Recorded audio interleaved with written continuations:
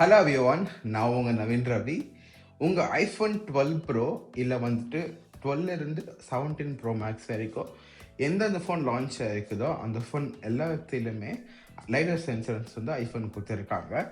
ஆனால் அதை நம்மளாம் யூஸ் பண்ணுறோமா அப்படின்னு கேட்டாக்கா அது ஒரு பெரிய கேள்வி. நிறைய பேருக்கு அந்த சென்சர் வந்துட்டு எதுக்காக கொடுத்துருக்காங்கன்னு தெரில அண்ட் எப்படி யூஸ் பண்ணுறதுன்னு தெரில.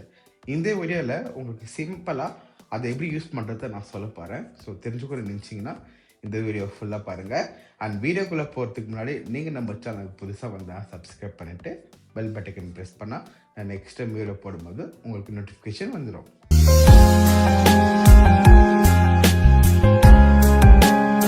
லைடர் சென்சர்னா என்னன்னு கேட்டிங்கன்னா ஒரு சிம்பிளாக சொல்லுனாக்கா 3D டெப்த் மேப்பிங் பண்ணுறதுக்காக தான் இந்த லைடார் சென்சர் யூஸ் பண்ணுவாங்க. லைடார் சென்சரோட அப்ளிகேஷன்ஸ் எந்த விதம் பார்த்தோன்னா நம்ம யூஸ் ஆகும்னு கேட்டால் நான் ஆல்ரெடி சொன்ன மாதிரி ஃபோட்டோகிராஃபி அப்புறம் 3D மேப்காகன்னு சொல்லுவாங்க.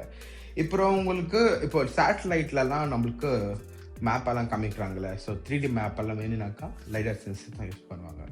இப்போ ப்ராக்டிக்கலாக நம்ம யூஸ் பண்ணுறதுல என்னென்ன இருக்குனாக்கா, இப்போது உங்கள் ஃபோனில் மெஷர்மெண்ட் ஆப்னு இருக்கும். நான் இப்போ பேசுகிறது வெறும் ஐஃபோனுக்கு மட்டும்தான். ஐஃபோனில் மெஷர்மெண்ட் ஆப்னு இருக்கும். அதில் வந்துட்டு பாயிண்ட் ஏலேருந்து பாயிண்ட் ஏ வந்துட்டு பாயிண்ட் பிக்கு எவ்வளோ டிஸ்டன்ஸு இல்லை எவ்வளோ சென்டிமீட்டர் இருக்குதுன்னு வச்சுக்கினாக்கா ஐஃபோன் இந்த லைடர் சென்சர் யூஸ் பண்ணியிருந்தாங்க கரெக்டாக அந்த சென்டிமீட்டர்ஸ் எல்லாம் வந்துட்டு நம்மளுக்கு சொல்லும். இது ஒரு முக்கியமான விஷயம். உங்கள்கிட்ட டேப் இல்லை நீங்கள் ஹைட்டு வந்து நீங்கள் கால்குலேட் பண்ணணும்னு நினைக்கும் போது இந்த லைடர் சென்சரை வச்சு நீங்கள் ஈஸியாக மெஷர்மெண்ட் பண்ண முடியும். ப்ளஸ் நீங்கள் ஒரு இன்ஜினியரிங் ஸ்டூடெண்ட்டாக இருந்தீங்கன்னாக்கா நீங்கள் 3Dயில் நீங்கள் அதில் தான் வாழ நினச்சா நீங்கள் எந்த பொருளாவது எந்த ரூமாவதோ நீங்கள் 3D மேப்பை வந்து கன்வெர்ட் பண்ண முடியும். எக்ஸாம்பிள் இப்போ நீங்கள் பார்ப்பீங்க, என்னோடய ஸ்டூடியோ ரூமை வந்துட்டு இப்போ நான் லைடர் சென்சர் மூலிமா 3Dயாக ரெக்கார்ட் பண்ணுறேன். அந்த ப்ராஜெக்ட் ஃபைலை வந்துட்டு நீங்கள் 3D பிரிண்டர் மூலிமா நீங்கள் பிரிண்ட் பண்ணிக்கலாம். ஸோ இல்லை உங்களுக்கு இப்போது மொபைலில் வந்துட்டு கேஸ் இருக்குது இல்லை மொபைல் பவுச் இருக்குது, நீங்கள் ஏதாச்சும் மொபைல் பவுச்சை நீங்கள் 3D ஸ்கேன் பண்ணி நீங்கள் அது மூலிமா 3D பிரிண்ட் பண்ணிங்கனாக்கா நீங்கள் எடுத்துக்க முடியும்.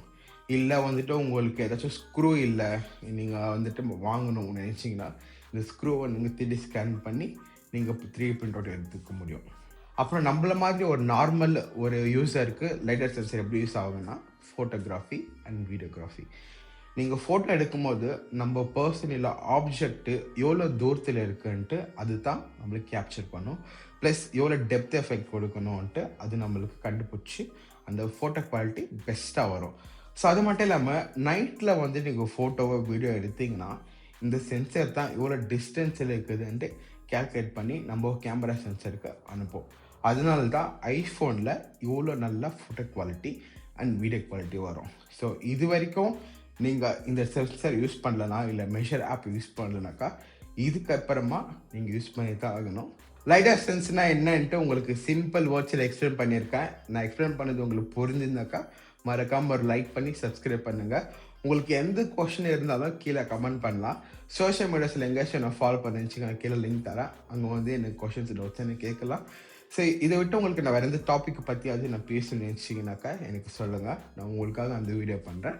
Thank you for watching. See you next video.